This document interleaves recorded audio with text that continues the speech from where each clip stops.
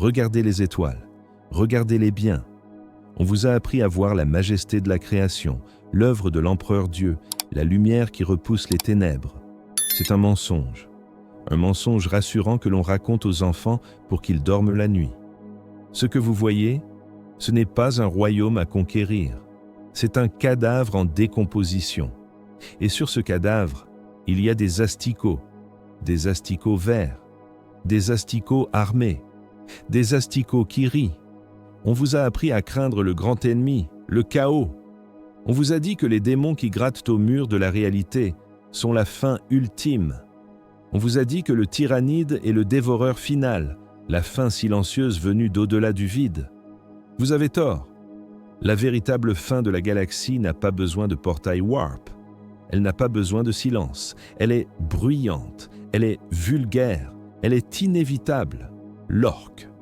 Le nom lui-même est une insulte, une syllabe gutturale crachée comme un glaire. Pour les stratèges de l'Astra Militarum, l'orque est un barbare, une brute sans cervelle qui tape sur des plaques de métal avec des marteaux rouillés jusqu'à ce que ça fasse boum. Une nuisance biologique, une erreur de l'évolution, un sauvage qu'il faut purger avec le feu et le mépris. Quelle arrogance, quelle cécité impériale fatale, vous voyez un monstre stupide. Moi, en tant que mago-biologie ayant disséqué leur chair fongique pendant 3 siècles, je vois autre chose. Je vois la perfection. L'orque n'est pas une civilisation. C'est une maladie qui a appris à construire des vaisseaux spatiaux. C'est l'organisme le plus résilient que cet univers ait jamais produit. Il ne connaît pas le doute, il ne connaît pas la pitié, il ne connaît pas la peur existentielle qui ronge l'âme de chaque humain né sous la lumière froide de Terra. Un orque ne se demande jamais pourquoi il existe. Il existe pour se battre. Point final. C'est une pureté terrifiante, une simplicité divine. Imaginez une espèce qui ne peut pas perdre, jamais. S'il tue l'ennemi, il gagne le butin et la gloire. S'ils meurent au combat, ils gagnent, car ils sont morts en faisant ce qu'ils aiment, libérés de la vieillesse et de la faiblesse, rejoignant leur Dieu dans le grand vacarme éternel. S'ils sont battus et s'enfuient, ils gagnent encore, car ils survivent pour revenir se battre demain, plus forts, plus nombreux, plus en colère. Comment combattez-vous un ennemi qui considère la guerre comme un jeu? Comment terrorisez-vous ce qui ne comprend pas le concept de terreur?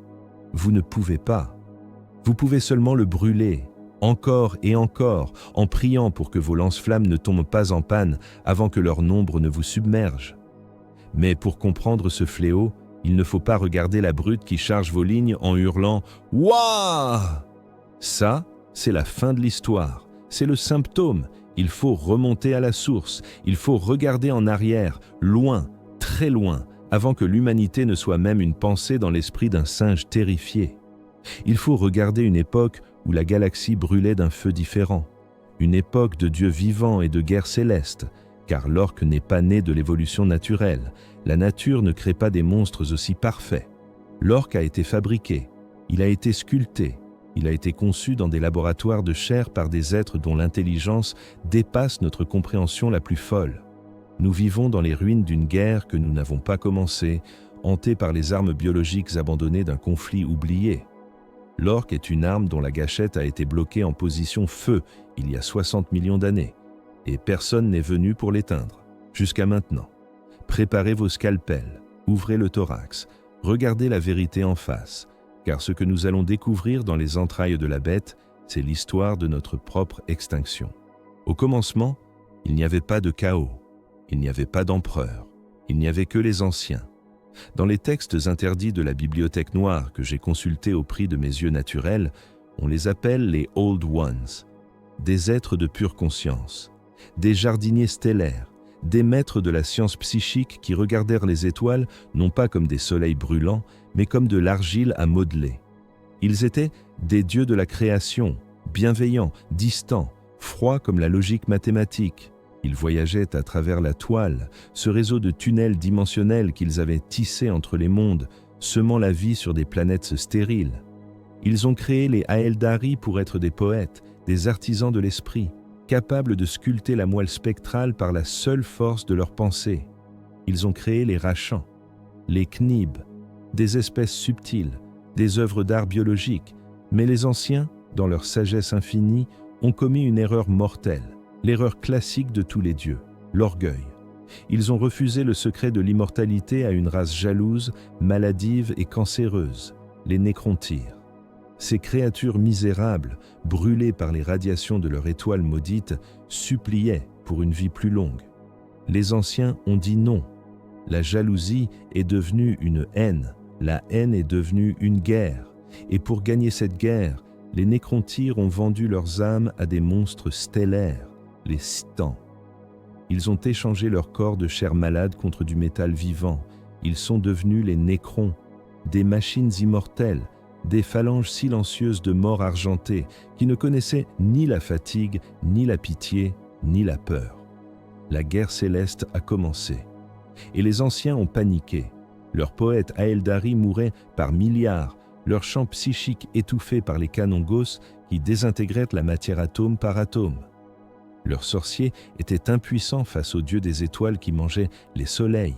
La poésie ne suffisait plus. La subtilité était un suicide. Les anciens ont regardé leur cuve génétique avec désespoir. Ils ont compris qu'ils ne pouvaient plus se permettre de créer des artistes. Il leur fallait un mur. Il leur fallait une enclume sur laquelle briser le marteau nécron. Ils avaient besoin d'une race qui ne ressentirait pas le doute philosophique. Une race physiquement assez forte pour arracher la tête d'un guerrier nécron à main nue. Une race psychiquement connectée, non pas pour méditer sur la beauté de l'univers, mais pour coordonner le massacre à une échelle galactique instantanée. Ils ont cessé de sculpter, ils ont commencé à forger, ils ont pris la force vitale brute, la rage primitive, la volonté de survivre à tout prix, et ils l'ont encapsulée dans un corps indestructible. Ils ont codé la technologie directement dans le sang. Ils ont gravé les plans des armes à plasma et des armures énergétiques dans la double hélice de l'ADN. Un soldat qui n'a pas besoin d'entraînement. Un soldat qui naît en sachant comment démonter un système solaire. C'est ainsi que le projet a commencé. Le projet ultime. Dans les cuves de gestation, la chair verte a commencé à bouillonner. Ce n'était pas une évolution lente sur des millions d'années. C'était de l'ingénierie industrielle pressée par l'apocalypse. Ils ont créé le Krork. Les anciens pensaient avoir créé le sauveur de la galaxie. Ils pensaient avoir créé le chien de garde parfait pour protéger leur jardin. En réalité, ils venaient d'allumer un incendie qu'aucune eau, aucun vide, aucun temps ne pourrait jamais éteindre. Ils ont créé une race dont la seule fonction, la seule joie, la seule raison d'être est la guerre totale. Et quand on crée une arme aussi parfaite, il faut prier pour qu'elle ne se retourne jamais contre son maître. Mais les prières, dans cet univers, ne sont que des échos dans le vide. Si vous aviez le malheur de croiser un Krork aujourd'hui, votre esprit, aussi endurci soit-il par les horreurs du 41e millénaire, se briserait net comme du verre bon marché. Vous pensez connaître les peaux vertes. Vous avez combattu les chefs de guerre sur Armageddon. Vous avez vu la bête Gazgekul Traka, cette montagne de muscles et de métal de 3 mètres de haut. Vous pensez que c'est le sommet de l'évolution orque. Pauvre idiot, c'est un nain, c'est un dégénéré. C'est une ombre pâle, voûtée et stupide de ce qu'ils étaient autrefois. Un véritable Krork, sorti frais des cuves des anciens, mesurait 12 mètres de haut. 12 mètres. Plus grand qu'un dreadnought, plus massif qu'un chevalier impérial. Sa peau n'était pas simplement du cuir vert durci, c'était une armure composite biologique, une maille de chitine et de muscles hyper densifiés, capables de stopper un tir de canon laser sans même brûler. Ces muscles n'étaient pas de la viande, c'étaient des câbles d'acier hydraulique organique, pompés par un cœur gros comme un moteur de char, capable de broyer le métal vivant des nécrons comme on froisse du papier. Mais la taille n'était rien, la force brute n'était rien. Ce qui rendait le Krork terrifiant, c'était son esprit. Oubliez les sauvages hurlants qui chargent en ligne droite, oubliez les tactiques suicidaires, les Krork étaient intelligents, d'une intelligence froide, tactique, supérieure. Imaginez la brutalité inarrêtable de l'orque couplée à l'intelligence stratégique d'un primarque comme Robot Gilliman, et soutenu par une technologie qui ferait passer nos meilleurs tech priests pour des singes tapant sur des cailloux. Ils portaient des armures énergétiques d'une complexité inouïe, des plaques de céramides vivantes qui se réparaient elles-mêmes, gravées de circuits psychiques luisants. Leurs armes ne crachèrent pas des balles solides grossières, elles canalisaient la puissance pure du warp, des faisceaux de destruction verte qui effaçaient la matière, stabilisés non pas par des machines, mais par la volonté collective de l'espèce. Un Krork n'avait pas besoin d'apprendre la guerre, il était la guerre. Chaque mouvement, chaque respiration, chaque pensée était optimisé pour le conflit. Ils ne connaissaient pas la peur, non pas par stupidité, mais par certitude absolue de leur supériorité. Dans les archives interdites que Trazyn l'Infini garde jalousement sur Solemnas, il existe un spécimen conservé en stase. Je l'ai vu dans un enregistrement volé. Même figé dans le temps, il dégage une aura de menace qui fait saigner du nez. Il est debout, fier, le dos droit. Pas voûté comme ses descendants modernes, ses yeux ne sont pas injectés de sang et de folie bestiale, ils sont clairs, ils brillent d'une lueur intelligente et impitoyable. C'est le regard d'un général qui a calculé votre mort de 14 manières différentes avant même que vous n'ayez levé votre arme. Ils étaient l'apex prédateur, le sommet absolu de l'ingénierie biologique. Quand les légions Krorks marchaient, la réalité elle-même gémissait sous le poids de leur présence psychique. Leur war n'était pas un champ de force chaotique et aléatoire comme aujourd'hui. C'était une arme dirigée, une lance psychique capable de percer les boucliers des 7 ans, capable de déstabiliser les étoiles. Ils ont été lâchés sur la galaxie comme une marée verte, une inondation biblique de violence parfaite. C'était la force irrésistible rencontrant l'objet inamovible, la chair parfaite contre le métal immortel. Les Nécrons, ces machines sans âme qui avaient tué leur propre dieu, ont appris une nouvelle émotion, l'appréhension. Car le Krork ne s'arrêtait jamais. Il guérissait trop vite, il frappait trop fort, il pensait trop vite. C'était le chef-d'œuvre des anciens. Mais le sommet est un endroit dangereux, mes amis. Il n'y a qu'un seul chemin quand on est tout en haut, quand on a été conçu pour être l'arme ultime dans une guerre qui finit par s'arrêter. La chute. Et la chute d'un dieu est toujours une catastrophe pour les mortels qui vivent en bas. La guerre céleste n'a pas été un conflit tel que nous, mortels à la vie éphémère, pouvons le concevoir. Ce n'était pas une campagne militaire avec des fronts, des tranchées et des traités. Ce fut un cataclysme, une rupture fondamentale dans la trame de l'existence qui a duré des éons. Imaginez une guerre où les munitions ne sont pas des obus, mais des étoiles. Imaginez des batailles où l'on n'efface pas une ville, mais où l'on éteint des systèmes solaires entiers d'un claquement de doigts cosmique. C'est dans cet enfer que les Krorks ont été baptisés. Ils étaient la chair à canon des dieux. Mais quelle chair et quel canon! Les anciens les déployaient par milliards à travers la toile, des légions de titans verts de 12 mètres, vêtus d'armures qui brillaient comme des soleils miniatures, déferlant sur les mondes tombeaux des Nécrons. La galaxie est devenue un abattoir. D'un côté, les légions argentées, froides, mathématiques, avançant en silence sous le commandement du roi silencieux. De l'autre, la fureur organique, hurlante et vivante des Krorks. Le métal vivant contre la biologie parfaite, les Citanes, ces vampires stellaires qui se nourrissaient d'étoiles, descendaient sur les champs de bataille. Le Nightbringer, l'incarnation de la mort elle-même, fauchait les rangs des anciens. Mais face aux Krorks, même les dieux hésitaient, car les Krorks possédèrent quelque chose que les Citanes détestaient par-dessus tout, une âme artificielle, brûlante, connectée au warp. Leur champ psychique collectif, cette proto-war, était si puissant qu'il agissait comme un poison pour les êtres de réalité pure. Quand 1 milliard de Krorks rugissaient à l'unisson, le cri ne brisait pas seulement les tympans, il déchirait le voile entre les mondes.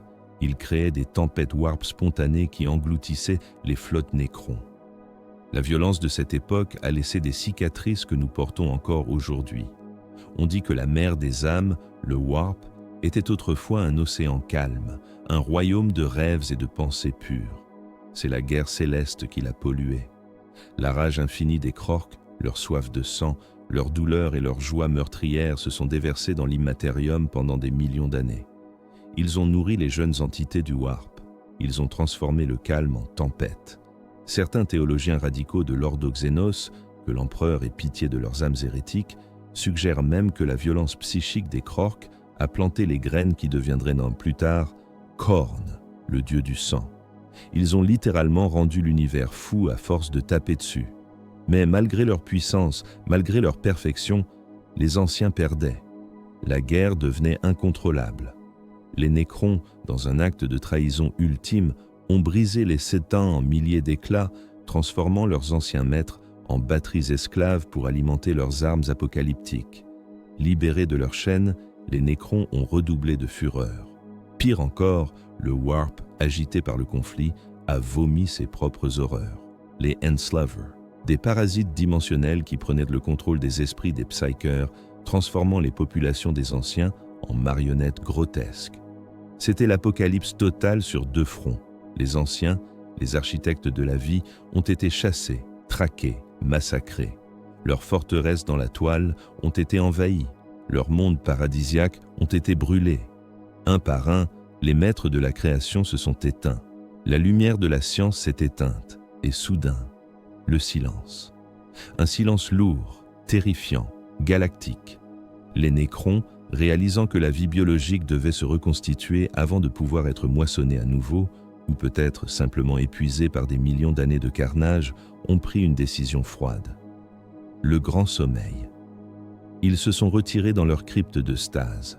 Ils ont verrouillé les portes de leur tombeau. Ils ont programmé leur réveil pour 60 millions d'années plus tard. Les Aeldari, survivants arrogants, se sont retirés pour pleurer leur créateur et bâtir leur propre empire sur les cendres. Et les Krorks? Qu'arrive-t-il à l'arme ultime quand la guerre s'arrête? Qu'arrive-t-il aux chiens de garde quand le maître meurt et que le voleur s'en va dormir? Ils se sont retrouvés seuls, debout au milieu des ruines fumantes d'une galaxie assassinée. Leurs armures étaient bosselées, leurs munitions étaient épuisées, leur programmation génétique hurlait un ordre unique, répétitif, obsessionnel, détruire, vaincre, tuer. Mais il n'y avait plus rien à détruire, il n'y avait plus d'ennemis dignes de ce nom. L'arme était armée, le doigt était sur la gâchette, mais la cible avait disparu. C'est à ce moment précis, dans ce vide existentiel vertigineux, que la véritable tragédie a commencé. Sans ennemis pour les définir, les Krorks ont dû se regarder les uns les autres, et ils ont vu la seule chose qui restait à tuer dans l'univers, eux-mêmes. Imaginez un instant la détresse, non pas émotionnelle, mais biologique, d'un être conçu uniquement pour la guerre totale, soudainement privé de conflit. C'est comme arracher l'eau à un poisson. C'est comme priver une étoile de son hydrogène. Les Krorks n'étaient pas faits pour la paix. Ils n'avaient pas de concept pour l'agriculture, l'art ou la diplomatie, sauf si cela servait l'effort de guerre. Quand les anciens ont disparu et que les Nécrons se sont endormis, les Krorks ont subi le plus grand sevrage de l'histoire de l'univers. Leur société était une structure pyramidale complexe, maintenue par une caste dirigeante intellectuelle, les cerveaux, créés par les anciens pour canaliser la rage de la base. Ces dirigeants maintenaient la pureté génétique, ils maintenaient la technologie sacrée, ils dictaient les cibles. Mais dans le chaos de la fin de la guerre, ces dirigeants ont disparu. Sont-ils morts dans les derniers combats contre les enslaveurs? Se sont-ils enfuis dans la toile? Ou, hypothèse plus sombre et plus probable, ont-ils été les premières victimes de leurs propres troupes? Sans la main guidante des anciens, la rage des guerriers Krorks a pu se retourner contre ceux qui tentaient de les retenir. Une mutinerie biologique. Quoi qu'il en soit, ils se sont retrouvés orphelins. Un soldat d'élite génétiquement modifié, abandonné sur une île déserte galactique pendant des éons. Sans maintenance, l'équipement ultra avancé a commencé à tomber en panne. Les armures énergétiques, faute de techniciens pour les réparer, sont devenues des poids morts. Les Krorks les ont arrachés, les ont remplacés par des plaques de ferraille clouées à même la peau. La mémoire collective s'est effritée. La langue complexe, faite de concepts tactiques et psychiques, s'est dégradée en grognements, en cris, en coups de poing. Ils ont oublié pourquoi ils se battaient. Ils ont oublié qui ils étaient. C'est le début de la grande dévolution. L'arme a commencé à rouiller. Le Krork majestueux de 12 mètres s'est voûté. Sa taille a diminué. Génération après génération, faute de défis physiques suffisants pour stimuler sa croissance hormonale. Son intelligence s'est fragmentée. La stratégie froide a laissé place à la ruse brutale. La discipline militaire a laissé place à l'anarchie tribale. Mais l'essentiel est resté. La résilience, la violence, la faim. Les anciens avaient trop bien fait leur travail. L'espèce était conçue pour survivre à tout, même à sa propre stupidité, même à l'effondrement de sa propre civilisation. Là où une race humaine ou Eldar se serait éteinte, sombrant dans la dépression et l'extinction, les Krork ont simplement changé. Ils sont devenus l'orque, une version caricaturale, résiliente et joyeusement démente de leurs ancêtres. Ils ont perdu la technologie propre, mais ils ont gardé la capacité de bricoler l'apocalypse avec des déchets. Ils ont perdu la discipline, mais ils ont gagné une liberté totale et terrifiante. La galaxie est devenue une immense arène de gladiateurs. Faute d'ennemis extérieurs, les tribus se sont tournées les unes contre les autres. Des guerres civiles qui ont duré des millions d'années. Des empires orques qui se sont élevés et effondrés dans le silence de l'histoire préhumaine. Ils ont brûlé des mondes entiers juste pour voir de quelle couleur seraient les flammes. Ils ont massacré des espèces naissantes juste pour garder la forme. C'était une sélection naturelle inversée. Ce n'était pas le plus intelligent qui survivait, mais le plus gros, le plus méchant, le plus bruyant. Ils ont oublié les anciens, ils ont oublié les Nécrons. Ces noms ne signifiaient plus rien pour eux. Ils n'ont gardé que des mythes vagues, des Brain Boys légendaires qui savaient tout faire, et la conviction absolue que la galaxie leur appartenait parce qu'ils étaient les seuls assez forts pour la prendre. L'orque moderne est un roi déchu qui a oublié qu'il portait une couronne et qui utilise son sceptre royal pour déboucher des bouteilles de bière de champignons. C'est une tragédie, si vous y réfléchissez. Mais ne pleurez pas pour eux. Ils ne pleurent pas pour eux-mêmes. Ils sont heureux. Dans cet oubli cosmique, ils ont trouvé le paradis, une guerre éternelle sans but, sans fin, sans remords. Pour l'orque, l'abandon n'était pas une malédiction, c'était une permission. La permission de faire n'importe quoi. Vous, soldats de la garde impériale, vous pensez avoir gagné parce que vous avez abattu l'orque qui chargeait votre tranchée. Vous regardez son cadavre fumant, une balle de laser entre les deux yeux, et vous vous dites « un de moins ». Pauvre fou, pauvre fou, vous n'avez rien tué, vous n'avez fait que le planter, vous avez transformé un guerrier en jardin. C'est ici que réside la véritable horreur, le génie pervers des anciens qui défie toutes les lois de la biologie standard. L'orque n'est pas un mammifère, il ne naît pas d'un ventre, il ne tète pas, il ne connaît pas l'amour maternel ni la fragilité de l'enfance. L'orque n'est pas un reptile, bien qu'il ait le sang froid et la peau écailleuse. L'orque est un hybride, une chimère impossible entre l'animal et le végétal, plus précisément le fongique.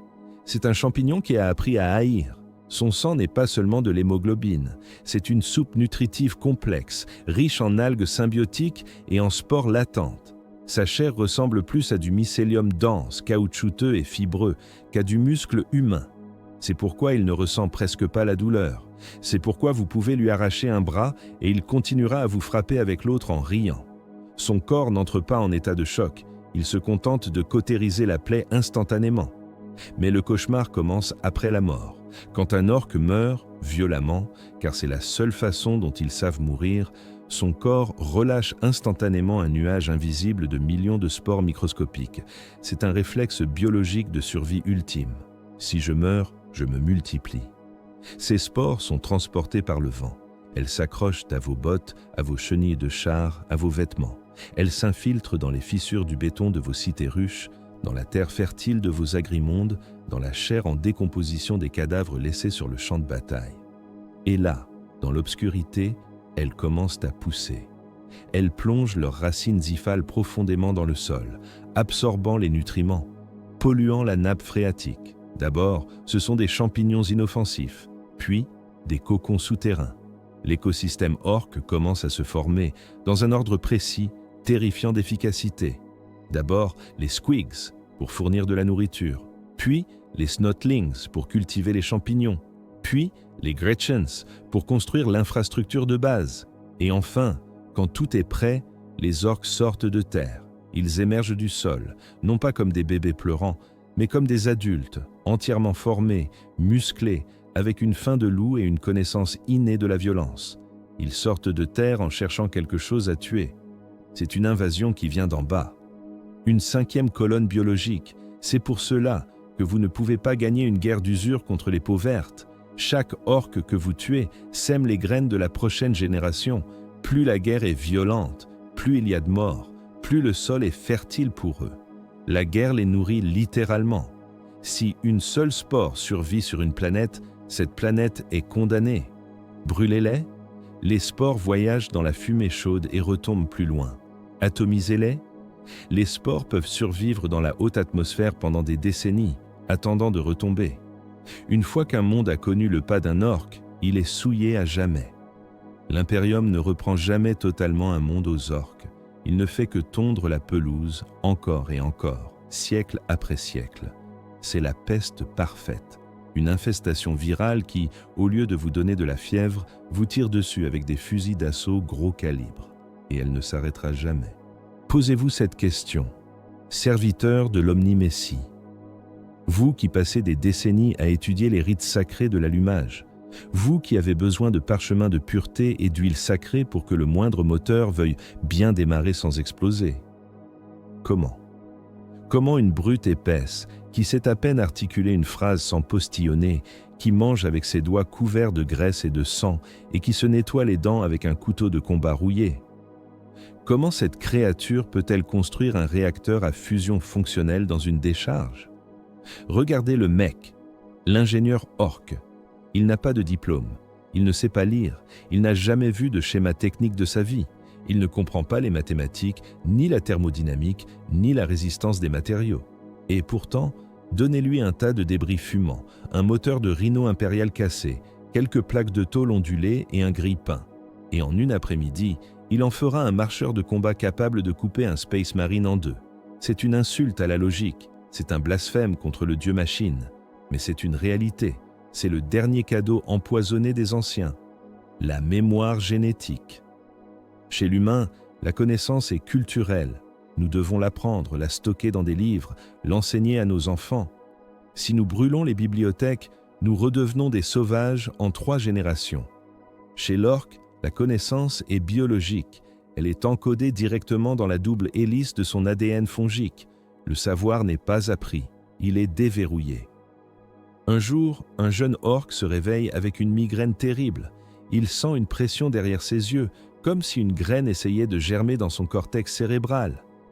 Ce n'est pas une tumeur, c'est une idée. Il regarde un tas de ferraille et soudain, il ne voit plus des ordures. Il voit des possibilités. Il sait que s'il connecte ce fil rouge à ce tuyau qui fuit, ça va faire vroom. Il ne sait pas pourquoi. Il ne comprend pas le flux d'électrons ou la combustion interne. Mais ses mains bougent toutes seules, une transe de création maniaque. Il soude sans masque de protection, il visse avec ses dents, il tape avec un marteau jusqu'à ce que ça rentre. Et le plus terrifiant, ça marche. C'est une technologie instinctive. Elle est laide, oui. Elle est bruyante. Elle crache une fumée noire et toxique qui tuerait un homme normal en 5 minutes. Elle fuit de l'huile comme une bête blessée.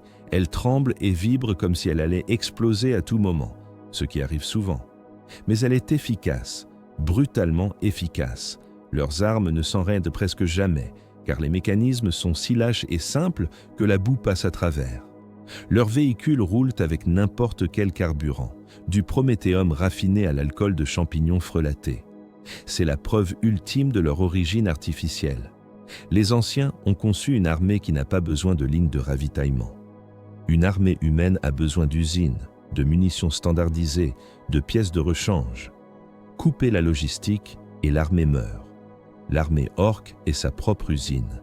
Ils atterrissent sur votre monde, ils détruisent vos villes, et avec les ruines fumantes de vos maisons, ils construisent leurs propres chars pour venir vous écraser.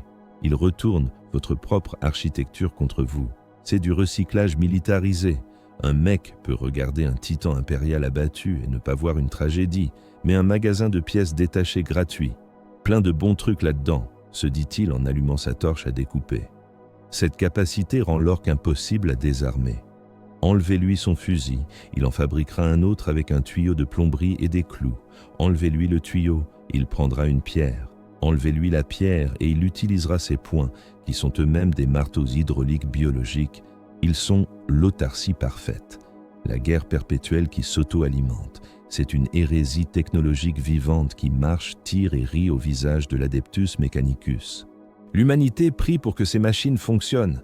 Nous oignons les engrenages d'huile sacrée. Nous chantons des hymnes binaires pour apaiser l'esprit de la machine. Nous supplions l'Omni-Messie de ne pas laisser nos bolters s'enrayer au pire moment. Notre technologie est basée sur la foi, mais une foi craintive, superstitieuse. L'orque, lui, ne prie pas. Il ne supplie pas, il impose. C'est le secret le plus sombre, le plus absurde et le plus terrifiant de la biologie pauverte. La Waa. Ce n'est pas seulement un cri de guerre qu'ils hurlent en chargeant, ce n'est pas juste un mot, c'est un champ de résonance psychique collective généré par des milliards de cerveaux fongiques connectés inconsciemment. C'est une onde de distorsion de la réalité. L'orque plie les lois de la physique à sa volonté par pure ignorance et conviction brute. Je pense que ça marche, donc ça marche. Prenez un fusil orque standard, le Shuta. Apportez-le à un laboratoire de l'Adeptus Mechanicus. Disséquez-le. Les techniciens vont pleurer de frustration. Ils vous diront que c'est impossible. Le percuteur est mal aligné. La chambre est trop courte. Le canon est tordu. Il n'y a parfois même pas de mécanisme de chargement interne, juste une boîte pleine de boulons et de poudre noire. Selon toutes les lois de la mécanique, si vous appuyez sur la détente, cette chose devrait soit ne rien faire, soit vous exploser au visage. Et pourtant, quand un orque met son gros doigt vert sur la gâchette, bang! La balle part. Elle vole droit. Elle tue. Pourquoi? Parce que l'orque croit qu'elle va partir. Sa certitude psychique lubrifie la réalité, force l'étincelle, guide le projectile. C'est la magie de la foule. Un orque seul est dangereux, mais ses pouvoirs de distorsion sont faibles. Mais mettez 1000 orques ensemble et l'air commence à crépiter d'électricité verte. Mettez 1 million d'orques ensemble et leurs armes rouillées tirent plus loin, leurs moteurs toussent moins, leurs blessures se ferment plus vite. Mettez 1 milliard d'orques ensemble dans une croisade, waouh! Et ils deviennent inarrêtables.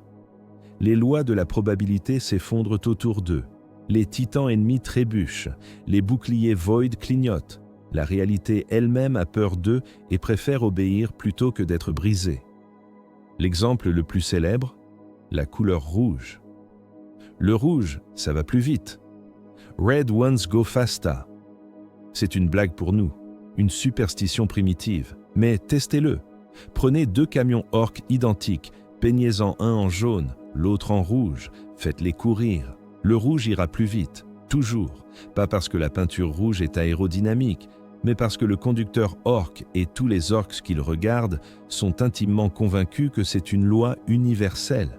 Leur esprit collectif pousse le moteur au-delà de ses limites physiques. Le bleu porte chance. Les orques peints en bleu sont statistiquement plus difficiles à toucher. Le jaune fait plus de bruit et de dégâts parce que c'est la couleur de la richesse et des explosifs. Le violet est la couleur de l'invisibilité. Avez-vous déjà vu un orque violet? Non. C'est bien la preuve que ça marche. Ce n'est pas de la sorcellerie consciente comme celle des Eldar. Ils ne lancent pas de sorts. Ils ne savent même pas qu'ils le font. C'est un pouvoir latent, passif, instinctif. C'est ce qui permet à leur société de débris de tenir debout.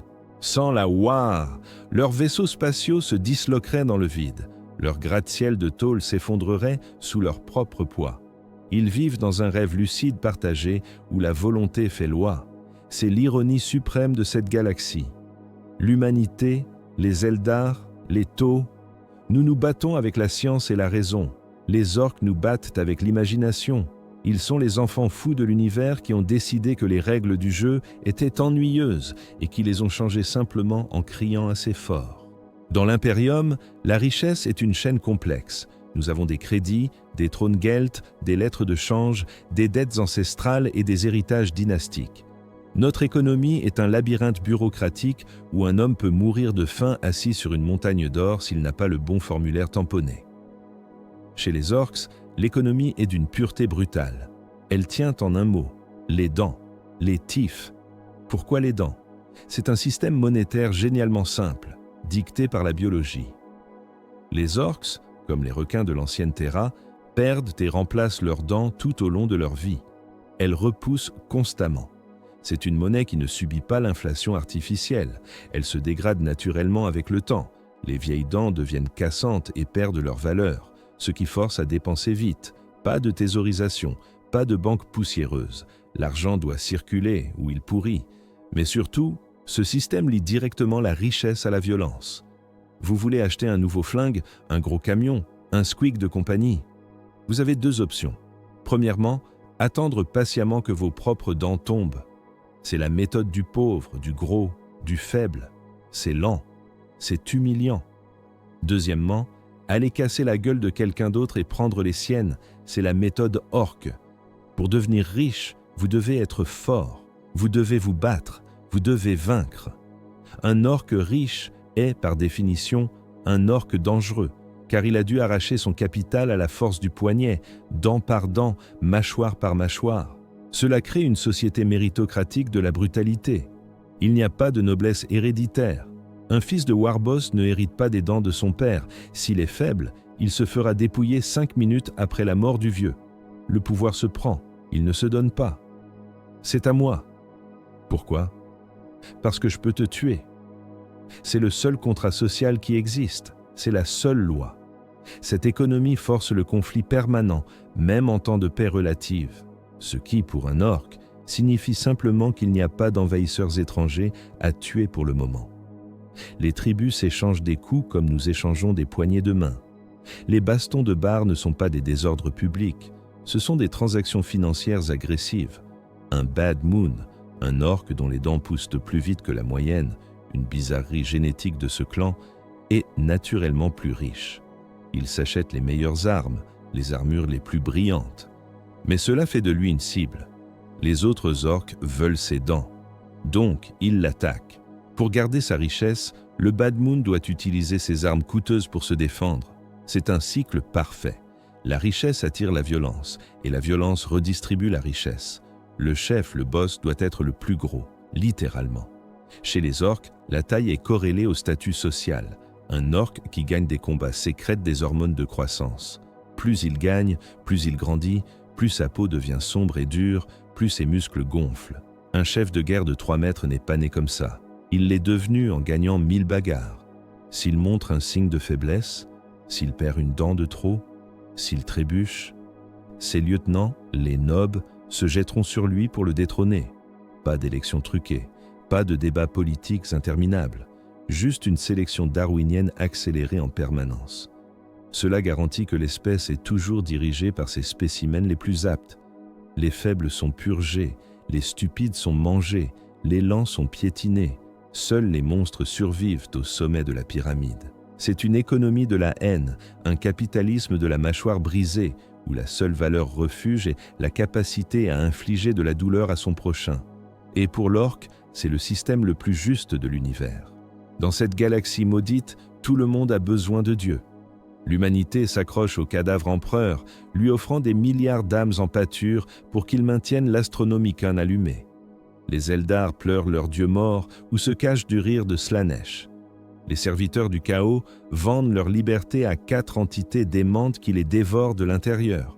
Toutes ces divinités sont complexes. Elles demandent des rituels, des sacrifices précis, des prières en haut gothique ou en runes maudites. Elles sont distantes, cruelles, manipulatrices. Les orques ont Gork et Mork. Et comparés aux autres puissances de l'immatérium, Gork et Mork sont une bouffée d'air frais, ou plutôt une bouffée de fumée d'échappement et de sang chaud. Ils ne sont pas subtils, ils ne sont pas mystérieux, ils ne demandent pas qu'on médite dans le silence, ils demandent du bruit. La théologie orque est d'une simplicité biblique. Gork est brutal, mais rusé. Il vous frappe avec une massue cloutée quand vous ne regardez pas. Mork est rusé, mais brutal. Il vous frappe très fort quand vous le regardez, mais il avait un couteau caché dans l'autre main. Quelle est la différence exacte ? Personne ne le sait vraiment. Les théologiens orcs débattent de cette question depuis des millions d'années. Leurs débats ne se font pas dans des bibliothèques, mais dans des fosses de combat. Gork est le plus fort. Bam. Non, c'est Mork. Crac.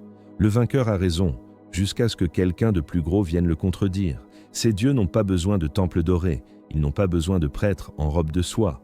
Le champ de bataille est leur église. Le staccato des chutas est leur cantique. Le rugissement des moteurs V, 8 mal réglés, est leur encens. Chaque fois qu'un orc écrase un crâne, c'est une prière. Chaque fois qu'une ville brûle, c'est une offrande. Gork et Mork ne répondent pas aux prières pour la paix ou la santé. Ils répondent aux prières pour la violence. Si un orc prie « Donne-moi la force de tuer ce titan », Gork ou Mork pourrait bien lui donner un coup de pouce psychique, juste parce que ça va être drôle à regarder. Mais ne sous-estimez pas leur puissance. Dans le Warp, Les dieux sont formés par les émotions des mortels. Khorne est formé par la rage humaine. Nurgle par le désespoir. Gork et Mork sont formés par la psyché collective de trilliards d'orques à travers l'univers. Ils sont titans, ils sont invincibles. On dit que les dieux du chaos les craignent, ou du moins qu'ils les évitent. Pourquoi ? Parce que Gork et Mork sont impossibles à corrompre. Khorne a essayé de tenter les orques avec la promesse de sang éternel. Les orques ont ri. On a déjà du sang. Pourquoi on servirait un dieu rouge qui est tout le temps en colère alors qu'on peut servir Gork qui est vert et qui rigole ? Slaanesh ne peut pas les tenter avec les excès, car l'orque ne veut pas de sexe, de drogue ou de musique complexe. Il veut juste aller vite et taper fort. Tzeentch ne peut pas les piéger avec des plans complexes, car l'orque ne fait pas de plans. Il fonce. Gork et Mork sont des hooligans cosmiques. Ils passent l'éternité dans le warp à se battre l'un contre l'autre, dans une lutte fratricide joyeuse et infinie. Ils se cassent les dents, se jettent des planètes à la figure, rient comme des démons. Ils ne regardent les mortels que lorsqu'une grande « Ouah !» se prépare. Quand Ghazghkull Traka lève son armée, Gork et Mork arrêtent de se battre une seconde, regardent en bas et sourient. Et quand ces dieux sourient, la réalité tremble. Des gargants, titans orques, se mettent à marcher tout seuls. Des astéroïdes changent de trajectoire pour s'écraser sur les flottes ennemies. L'orque ne craint pas l'enfer. Pour lui, l'enfer serait un endroit calme. Il sait que quand il mourra, il ira rejoindre Gork et Mork dans la grande baston éternelle. Il n'y a pas de jugement dernier. Il n'y a que le Green Heaven. Et c'est pour ça qu'il meurt avec le sourire. Un Space Marine est un guerrier solitaire, ou au mieux, un membre d'une fraternité stricte. Un garde impérial est un numéro dans un régiment. Mais un orque n'est jamais seul. Il est le sommet d'une pyramide biologique grouillante, une ménagerie de cauchemars miniatures qui l'accompagne partout où il va. Quand vous voyez une horde verte à l'horizon, vous ne voyez que les guerriers. Vous ne voyez pas la vermine qui court entre leurs jambes. Pourtant, sans cette vermine, la machine de guerre s'effondrerait en 1 heure. L'orque apporte son propre monde avec lui. C'est un écosystème portatif de la haine. Regardez en bas, dans la boue, les Snotlings. Minuscules, à peine plus hauts que la botte d'un homme. Ils sont stupides, joyeux et ressemblent à des champignons qui auraient appris à courir. Ils sont la base de la chaîne alimentaire, littéralement. Ils cultivent les champs de champignons dans les fosses à purin des camps orques. Ils élèvent les bêtes, ils sont aussi souvent des collations d'urgence. Un Snotling vit une vie brève, faite de travail forcé et de terreur, finissant souvent gobé tout rond par un squig ou écrasé par inadvertance par un nob distrait. Mais ils sont essentiels. Sans eux, pas d'agriculture, pas de bière de champignons, pas de vie. Au-dessus d'eux, les Gretchins, ou Grots. Plus grands, plus malins, infiniment plus cruels. Le gros est l'image miroir de l'orque. Petit là où l'orque est grand, lâche là où l'orque est brave, rusé là où l'orque est direct. Ils sont la classe ouvrière maltraitée de la société pauverte. Ils portent les munitions, ils nettoient les armes, souvent en léchant la graisse. Ils construisent les fortifications. Ils servent de boucliers humains vivants. Sur le champ de bataille, ils manient l'artillerie, car les orques trouvent que viser, c'est ennuyeux et que ça fait mal à la tête. Un Groth rêve chaque nuit de tuer son maître. Parfois, ils le font en groupe quand l'orque dort. C'est une société de paranoïa constante. L'orque frappe le Groth frappe le Snotling mange le champignon, le cercle de la vie, version brutale. Et puis, il y a les Squigs. Ah, les Squigs. Les Squiggly Beasts. Imaginez un estomac sur pattes, avec des dents. Les Squigs ne sont pas une espèce à part. Ils sont issus des mêmes spores que les orques. C'est une divergence génétique simplifiée. Il existe un Squig pour chaque fonction imaginable, comme des outils biologiques vivants. Vous avez faim ? Le Squig comestible. Une boule de chair tendre sans os qui ne demande qu'à être rôtie. Vous avez besoin de viser ? Le Squig viseur. Un petit monstre avec un œil géant que l'on cloue sur son fusil. Vous êtes blessé ? Le Squig seringue. Il a une aiguille à la place du nez et injecte du venin ou des stimulants. Vous avez froid ? Le Squig à fourrure. Vous voulez faire exploser un tank ? Le Squig bombe. On l'attache à de la dynamite et on le dresse à courir sous les chars ennemis. Il y a même le Squig perruque, Hair Squig. que les orques portent sur la tête pour simuler une chevelure ou une crête iroquoise, car les orques sont naturellement chauves et vaniteux. Le squig mord le crâne pour tenir en place et se nourrit du sang de son hôte. Symbiose parfaite. Cet écosystème est d'une efficacité terrifiante. Une armée humaine a besoin de ravitaillement, de boîtes de conserve, de carburant, de vêtements. Une armée orque peut atterrir sur un monde mort, stérile, rocheux.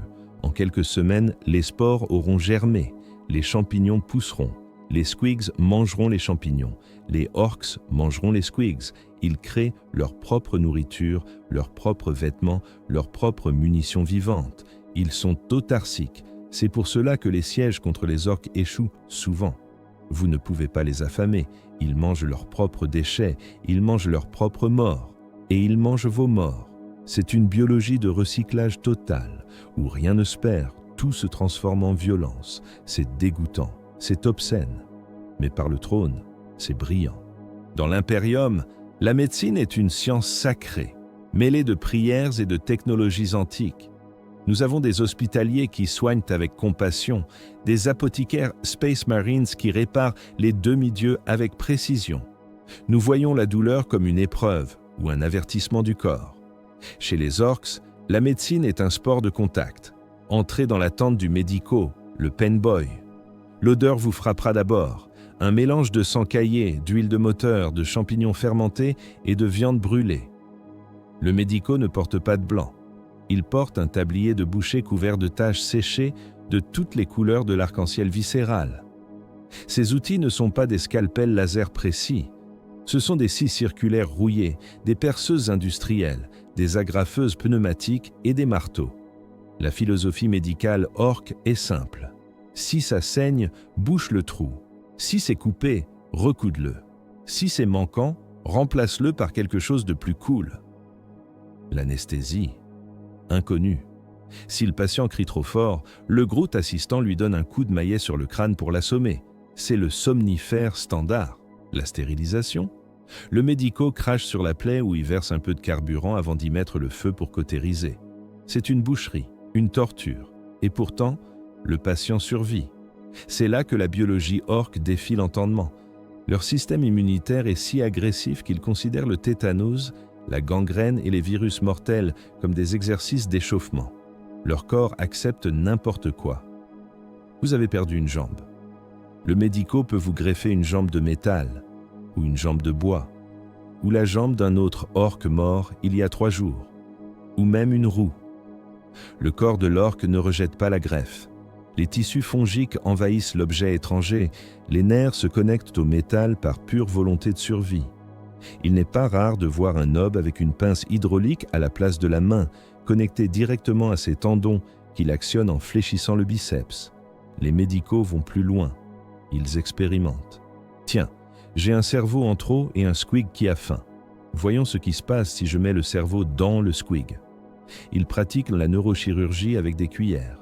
Ils remplacent des poumons crevés par des soufflets de forge.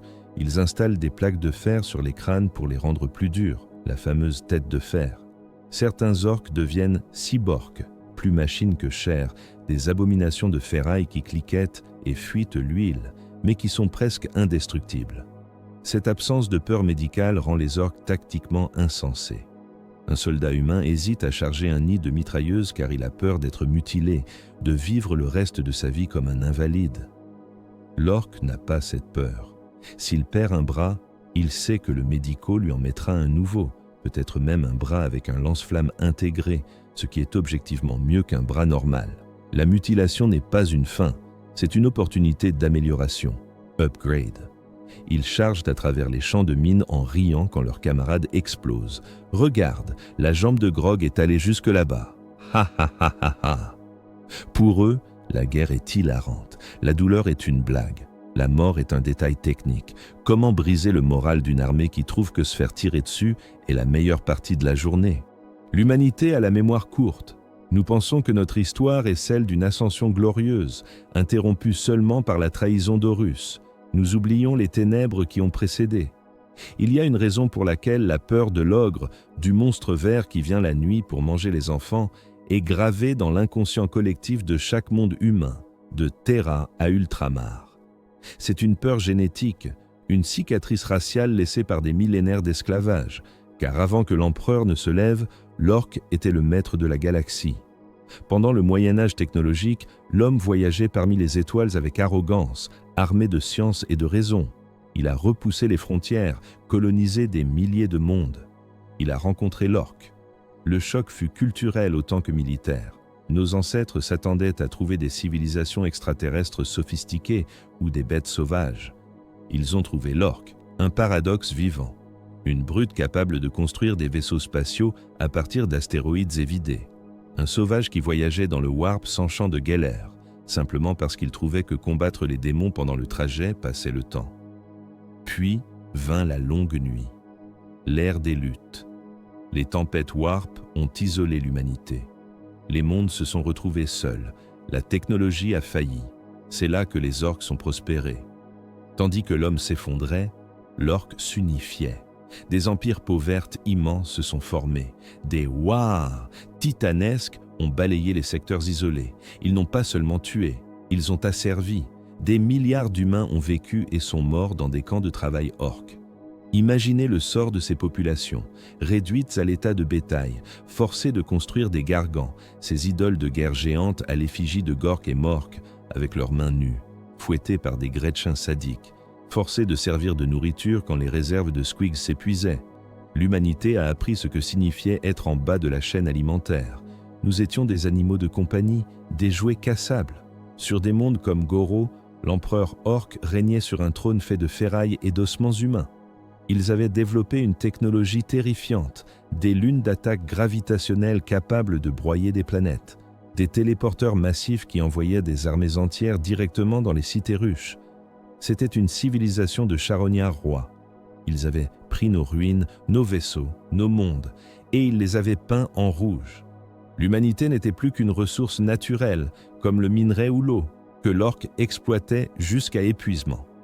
C'est dans ce contexte que la Grande Croisade a commencé. L'empereur ne cherchait pas seulement à réunifier l'homme, il cherchait à le libérer de l'enclos. Chaque monde reconquis était une scène d'horreur, des humains qui avaient oublié leur propre langue, qui adoraient les orques comme des dieux en colère, ou qui avaient été génétiquement modifiés par des médicaux fous pour être de meilleurs esclaves. La haine de l'impérium pour le Xénos n'est pas née d'un fanatisme aveugle, elle est née de l'expérience. Elle était née du souvenir de l'odeur des fosses aux esclaves. Nous avons juré, plus jamais. Mais l'orc, lui, ne se souvient pas de tout ça. Pour lui, c'était juste le bon vieux temps, une époque où la viande était abondante et où les hommes humains savaient rester à leur place. Et il veut que cette époque revienne. Il existe un nom, dans les archives impériales, qui est écrit à l'encre noire, entouré de sceaux d'avertissement de niveau vermillon. Un nom qui représente le moment précis où l'orc a failli gagner la guerre pour la galaxie 10 000 ans avant notre ère. Ulanor. Pour comprendre Ulanor, il faut oublier l'image de l'orc tribal et désorganisé. Il faut imaginer ce qui se passe quand la biologie peau verte atteint son point critique. Un chef de guerre s'est levé, un monstre nommé Urlak-Urg. Il n'était pas seulement grand, il était immense. Un titan de muscles et de plaques noires, irradiant une puissance psychique si dense qu'elle faisait saigner les nez des humains à des kilomètres. Mais sa force n'était pas physique, elle était politique. Urg a fait l'impossible, il a arrêté les guerres internes, il a unifié les clans, il a unifié les tribus, il a créé un empire centralisé. Ulanor n'était pas un campement de tentes sales, c'était une capitale galactique. La planète entière avait été terraformée par l'industrie de guerre orque. Des montagnes avaient été rasées pour créer des pistes d'atterrissage continentales. Des océans avaient été drainés pour construire des usines de gargans. C'était une civilisation militarisée fonctionnelle. Des milliards d'orques marchant au pas, vêtus d'uniformes, équipés d'armes standardisées. Ce n'était plus une horde, c'était une armée. Et cette armée regardait vers Terra. L'empereur, dans sa prescience, a compris le danger immédiat. Si l'empire d'Ulanor continuait de croître, s'il atteignait sa masse critique, waouh, rien ne pourrait l'arrêter. Les orques submergeraient la galaxie par le simple poids du nombre et de la technologie psychique. L'impérium naissant serait écrasé dans l'œuf. Ce n'était pas une campagne de conquête, c'était une frappe chirurgicale pour la survie de l'espèce humaine. L'empereur a convoqué ses légions, Pas une, ni deux. Il a amené le marteau, les Luna Wolves d'Horus, les Ultramarines de Gilliman, les White Scars du Khan, des millions de soldats de l'armée impériale, des titans de la Legio Mortis. La bataille d'Ulanor fut dantesque. Le ciel était noir de chasseurs orcs et de Thunderhawks impériaux, une mêlée aérienne si dense que les débris pleuvaient comme de la grêle métallique, tuant des hommes au sol. Au centre de tout cela, la forteresse d'Urlak-Urg. Une tour massive, haute de plusieurs kilomètres, hérissée de canons, entourée par l'élite de l'élite orque, les nobs en méga-armure, des chars d'assaut vivants.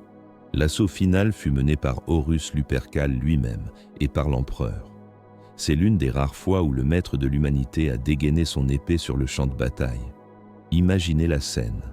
Un dieu doré et son fils favori, dos à dos, au milieu d'une marée verte infinie.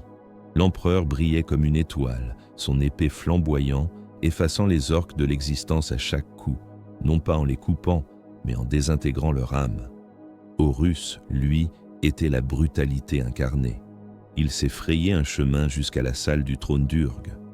Le duel entre le primarque et le seigneur de guerre orc a secoué les fondations de la tour. Urg était fort, si fort qu'il a failli briser l'armure d'Horus, mais l'orc, aussi évolué soit-il, reste une créature d'instinct. Le primarque était une créature de stratégie. Horus a feint une faiblesse, a laissé Urg s'exposer et a frappé. Il a soulevé le corps brisé du roi des orques au-dessus de sa tête et l'a jeté du haut des remparts de la tour. En voyant leur chef tomber, la Ouah s'est brisée. Le lien psychique qui unifiait les milliards d'orques s'est rompu instantanément. L'armée disciplinée est redevenue une horde confuse. La panique s'est installée. Les clans se sont retournés les uns contre les autres pour s'enfuir. Le massacre qui a suivi a duré des semaines. L'Imperium a purgé Ulanor mètre par mètre. Ce fut le triomphe ultime de la Grande Croisade, le jour où l'humanité a cru avoir tué le monstre. L'empereur a nommé Horus maître de guerre sur les cendres d'Ulanor, pensant que la menace majeure était écartée. C'était une erreur. Ils avaient tué le jardinier, mais ils avaient laissé les racines dans le sol, et le sang versé sur Ulanor n'a fait qu'engraisser la terre pour la prochaine récolte. La poussière d'Ulanor est retombée. Les corps de milliards d'orques ont été empilés en montagnes si hautes qu'elles modifiaient le climat local, bloquant les vents et créant des microclimats de putréfaction. L'Imperium a célébré. Ce fut le défilé du triomphe d'Ulanor, le plus grand rassemblement militaire de l'histoire humaine. Des millions de soldats, des milliers de titans, des centaines de vaisseaux en orbite, tous acclamant l'empereur et son nouveau maître de guerre, Horus. Dans l'euphorie de la victoire, une certitude s'est installée dans l'esprit des hauts seigneurs et des généraux, c'est fini. La menace verte est brisée, disait-il dans les salons dorés de Terra. Ils ne sont plus que des charognards. Sans Urlak-Urg pour les guider, ils retourneront à leur état naturel de sauvages tribaux, s'entretuant pour des babioles aux marges de la galaxie. Ils ne menaceront plus jamais le trône. Quelle arrogance, quelle naïveté criminelle. L'humanité pense en termes de décennies, de siècles. L'orc pense en termes d'éternité biologique. Ils ont vu la défaite d'Ulanor non pas comme une fin, mais comme une leçon.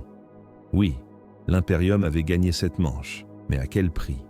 L'empereur avait dû déployer la quasi-totalité de sa puissance militaire pour arrêter un seul empire orc. Et pire encore, cette victoire a semé les graines de notre propre destruction. C'est sur Ulanor que l'empereur a décidé de retourner sur Terra, laissant Horus seul aux commandes. C'est ce sentiment d'abandon qui a commencé à pourrir le cœur du maître de guerre. On pourrait dire, avec une ironie cruelle, que les orques ont causé l'hérésie d'Horus. Sans la nécessité de les vaincre à Ulanor, l'histoire aurait été différente. Pendant que l'Imperium s'auto-détruisait dans les flammes de la guerre civile, pendant que frère tuait frère sur Istvan, pendant que Terra brûlait. Personne ne regardait les orques. Pourquoi regarderait-on les vaincus? Ils étaient dispersés. Leur flotte était brisée. Mais dans l'ombre, loin des yeux de l'Imperium distrait, les spores d'Ulanor voyageaient. Les survivants de la Ouah d'Urg s'enfuyaient vers les étoiles du halo, vers les zones inexplorées. Ils portaient en eux un souvenir. Le souvenir d'une unité. Le souvenir d'une époque où ils étaient forts. Et surtout, Il portait une nouvelle idée génétique débloquée par le stress intense de la quasi-extinction. L'évolution orque ne s'arrête jamais. Elle réagit à la menace. L'Imperium avait prouvé qu'il était un prédateur mortel. La biologie orque a répondu « Message reçu, adaptation en cours ». Dans les décombres de leurs empires brisés, une mutation a commencé à se répandre. Pas une mutation physique, mais intellectuelle. Les nouveaux orques qui sortaient de terre étaient plus gros, plus sombres, plus méchants. Et surtout, ils commençaient à parler moins le dialecte guttural des barbares et plus une langue structurée. Ils commençaient à comprendre la diplomatie humaine, non pour la pratiquer, mais pour la manipuler. Ils commençaient à comprendre la technologie impériale, non pour la copier, mais pour l'améliorer. L'Imperium pensait avoir éteint le feu. En réalité, il n'avait fait que disperser les braises dans une forêt sèche. La paix du Lanor n'était qu'une trêve biologique, une pause respiratoire, le temps que la prochaine génération pousse, et cette génération n'allait pas se contenter d'être des barbares. Ils allaient devenir une armée, ils allaient devenir une bête. Pendant 1000 ans, l'Imperium a pansé ses plaies, oubliant le Xénos pour chasser l'hérétique. Nous avons baissé notre garde. Nous avons cru que le monstre était mort, mais le monstre ne meurt jamais. Il attend juste que vous vous endormiez. Regardez autour de vous, citoyens de l'Imperium. Regardez vos murs fortifiés. Regardez vos flottes de guerre. Regardez vos Space Marines, ces anges de la mort créés pour nous protéger. Vous vous sentez en sécurité ? Vous pensez que la menace du Lanor est une vieille histoire, une légende poussiéreuse racontée par des vétérans séniles ? C'est ce que pensaient les hauts seigneurs de Terra au 32e millénaire. Ils pensaient que les orques étaient devenus une nuisance mineure, un problème de gestion locale pour la garde impériale. Ils avaient tort. Et leur erreur a failli coûter l'existence même de notre espèce. Ulanor a été rasée, la planète a été purgée au feu atomique, renommée, rayée des cartes stellaires pour effacer le souvenir de la honteuse puissance du Xénos. Mais on n'efface pas une spore. On ne tue pas une idée. Pendant 1500 ans, l'Imperium a regardé ailleurs. Il a regardé l'œil de la terreur. Il a traqué les derniers fils d'Horus. Et pendant ce temps, dans le silence froid du vide, les orques ont changé. La pression évolutive exercée par l'empereur a forcé leur ADN à déverrouiller des codes anciens, des protocoles de guerre oubliés depuis la guerre céleste. Une nouvelle ombre grandit. Ce n'est plus le rugissement désordonné des tribus, c'est un silence discipliné. Des rumeurs commencent à arriver des secteurs frontaliers, des mondes entiers qui cessent de répondre. Pas de messages de détresse, pas de cris de panique, juste le silence. Les rares survivants parlent de quelque chose d'impossible. Ils parlent d'orques qui ne chargent pas bêtement, ils parlent d'orques qui marchent au pas cadencé, ils parlent de technologies qui défient la compréhension, des lunes d'attaque, des planétoïdes entiers convertis en vaisseaux de guerre, dotés de moteurs gravitiques capables de téléporter des armées à travers la galaxie. Ils parlent d'ambassadeurs orques venant demander la reddition de l'humanité en haut gothique parfait. Oui, vous avez bien entendu. Des orques qui parlent notre langue, non pas pour nous insulter, mais pour nous moquer avec notre propre rhétorique. L'animal a appris à porter des vêtements d'homme. Au centre de cette nouvelle horreur, il y a une figure, ou peut-être plusieurs. On l'appelle la bête. Ce n'est plus un simple chef de guerre, c'est un prime orc, un retour à la forme du Krork-Antique, 10 mètres de haut, une intelligence supérieure à celle des hauts seigneurs, une ambition qui dépasse le simple pillage. La bête ne veut pas détruire l'Imperium, elle veut le conquérir. Elle veut transformer l'humanité en bétail, nous parquer dans des enclos pour nourrir sa machine de guerre éternelle. La première vidéo de cette chronique s'arrête ici, sur ce constat terrifiant. Nous avons exploré la biologie, l'histoire et la nature de l'orque. Nous avons vu qu'il est l'arme parfaite, le survivant ultime. Mais l'histoire n'est pas finie. Elle ne fait que commencer, car la bête arrive. Et cette fois, l'empereur n'est plus là pour nous sauver. Il est assis, immobile, sur son trône d'or. Les primarques ont disparu. Nous sommes seuls face à la marée montante. Dans le prochain chapitre, nous verrons comment l'Imperium a failli mourir. Nous verrons Terra assiégée par une lune verte qui riait dans le ciel. Nous verrons la mort de chapitres entiers de Space Marines. Nous verrons le retour d'un fils de l'empereur pour un dernier duel désespéré. Et nous verrons la naissance du prophète moderne, Gazgekul Maguruk Traka, l'héritier de la bête, qui rassemble en ce moment même la plus grande ouaz de tous les temps. Ne dormez pas, citoyens. Vérifiez vos armes, priez vos saints. Car si vous écoutez attentivement dans le silence de la nuit, vous pouvez les entendre. Ils ne hurlent plus, ils rient et ils se rapprochent. Ouah!